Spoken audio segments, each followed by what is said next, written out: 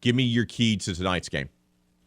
Yeah, it's pretty simple. It's knockdown shots, and I'll elaborate on that because I think outside shots as well. Yeah, no, right. well, specifically, and there's layers to that because again, Tennessee defensively is pretty good in defending the paint, and they're pretty good defending the 3-point shot. That doesn't necessarily spell great things for the Cajuns because that's how they like to score.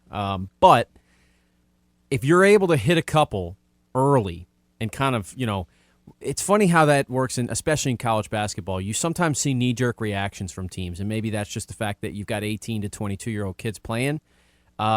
You'll see guys, change the way they're defended, and Themis Folks was able to do it against South Alabama, right? They dared him. They dared him to take 3-point shots early on in that Sun Belt Championship game. He knocked down a couple, and now they still didn't come out on him. They didn't fully change what they did, but it changed the way that the spacing on the floor kind of worked. And Themis was able to kind of get to the basket when he wanted to. He was able to do a lot of things. So if you can hit a few shots early, even if they kind of neutralize Jordan Brown inside, Jordan's going to find a way to get a couple of buckets at one point or another. And then that can maybe open up the driving to the basket. And then I think Greg Williams has to be good today. I mean, and I hope he's healthy enough. If he doesn't, you really need Dalcourt to have a career game the way he did in Pensacola.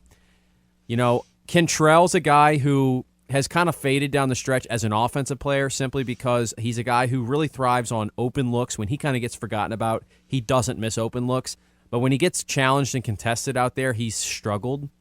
So I don't know how many looks he's going to get against this good of a Tennessee team.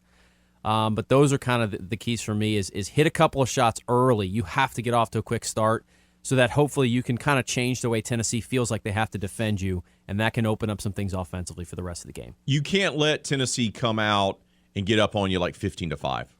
No, and the Cajuns have done that to other teams all year, remember? Correct. They've been a good first-half team. They've gotten better. Now they were a good second-half team, being able to close out games against South Alabama and then in the Sun Belt Conference tournament.